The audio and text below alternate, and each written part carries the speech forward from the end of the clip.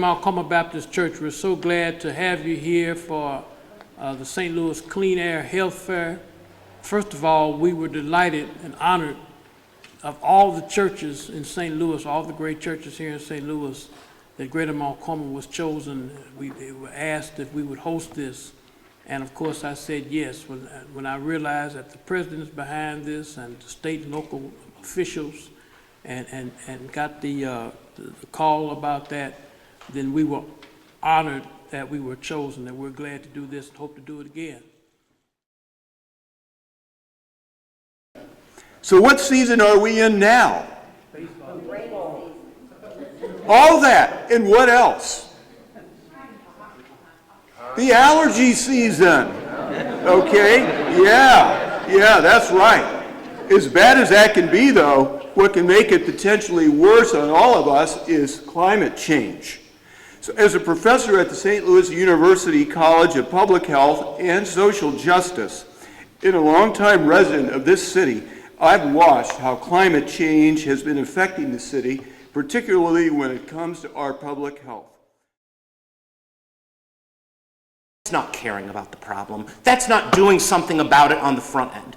And the next time someone says to you, oh, climate change, that's all just a hoax.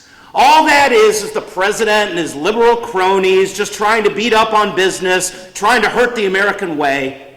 You look them in the face and you say this: do you think we saw as many extreme weather events 10 years ago, 20 years ago, 30 years ago as we see today in this country? Do you think it is an accident that the tornadoes seem to be more destructive? Do you think it is an accident that Superstorm Sandy destroyed so many people's lives in the Northeast at the same time as hurricanes seem to become more devastating, at the same time as extreme weather events seem to be becoming more damaging throughout our region, throughout this community right here, and throughout the country?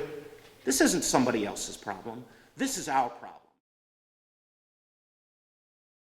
I have the honor to serve the President of the United States, and I had the distinct honor to be appointed to the position I hold by Lisa Jackson, who was the Environmental Protection Agency Administrator for the first 4 years of President Obama's term. When I had what amounted to my job interview with Ms. Jackson, she asked me some very serious questions about work I'd done and some of the things I thought I could do to advance the President's agenda. And then she looked at me and she said, I have one question for you, Carl. I thought, what's this one going to be? And she says, are you proud to be an environmentalist? And I said, you're darn right I am.